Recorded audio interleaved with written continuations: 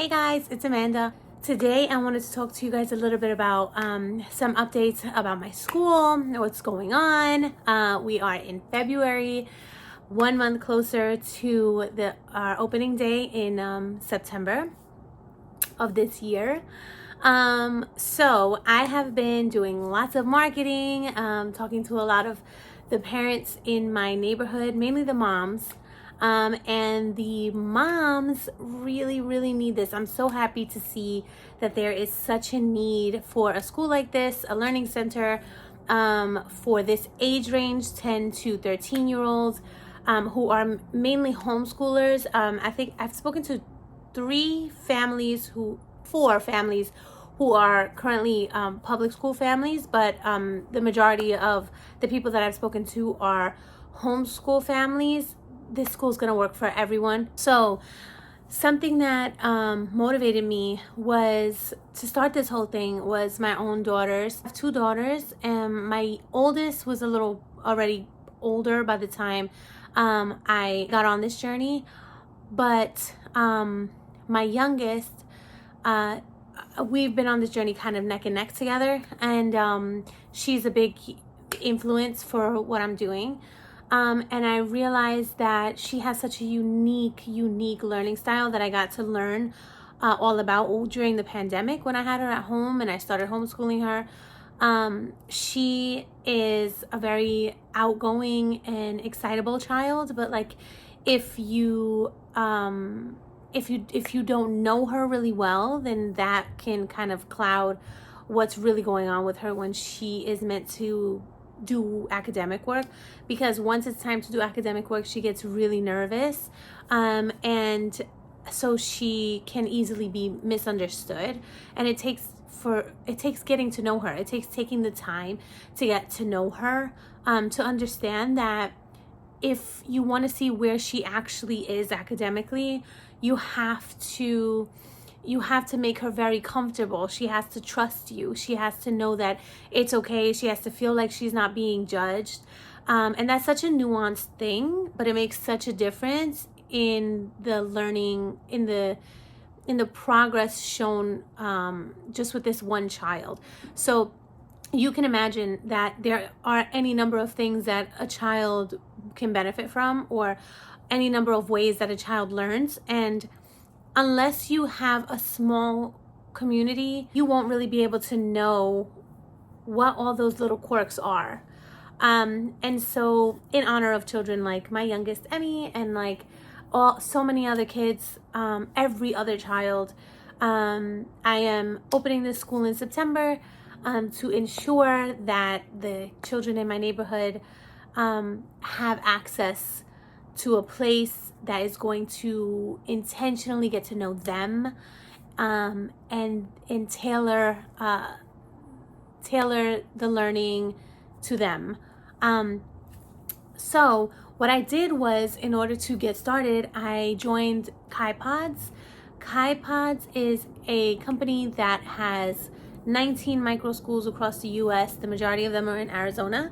And last year they started a Catalyst program for people like me, who want to start their own schools. And I am part of the second cohort. I had to apply, I had to give them my vision. I had to do an interview and send in a video, answer some questions. And they chose me as part of their second cohort.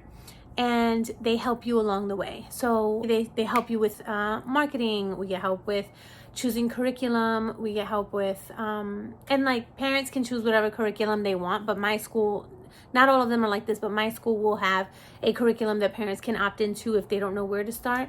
But Kaipods helps with that. They help with the legal aspect, with advice, with connecting you to people, with the financial model. So we meet every week. I have a partner that I work with, and we chat. We have small groups that we meet with. And then probably my favorite feature of being in the Kaipods Catalyst program is their office hours. So I can, depending on what I'm dealing with any particular week, I can choose who I want to speak to, either the chief marketing officer or the chief financial officer or the the person that helps with curriculum, and I schedule office hours with them, and I can speak one-on-one, and they're just a wonderful sounding board, and they help kind of iron things out. Sometimes starting something like this, starting anything, you can feel very alone, and you can feel like, oh man, all these thoughts are in your head at the same time, and you don't know where to start or how to work it out. But having that is just invaluable. It's been the best thing for me to know that I have somebody there always who has my back, who truly believes in me, who is going to help me and get me to the next step. So I joined that program, and in that program I think there are 20 something or 30 other founders across the United States, and there's one in Canada. And through Catalyst, I've been able to do some really awesome things. So I went and had lunch with a few of the Catalyst members and got to meet them and hear their stories and hear their motivation and hear about their micro schools. Just being with them really made me feel so encouraged and so supported. And there's something about being around people who are passionate about what you're passionate about, and they're on the same journey at the same time with you. Even if they're not with you, they're not doing it in my school, they're not even doing it in my state, but knowing that this is happening and we're essentially at the same point together on our journey has just been so amazing, so encouraging.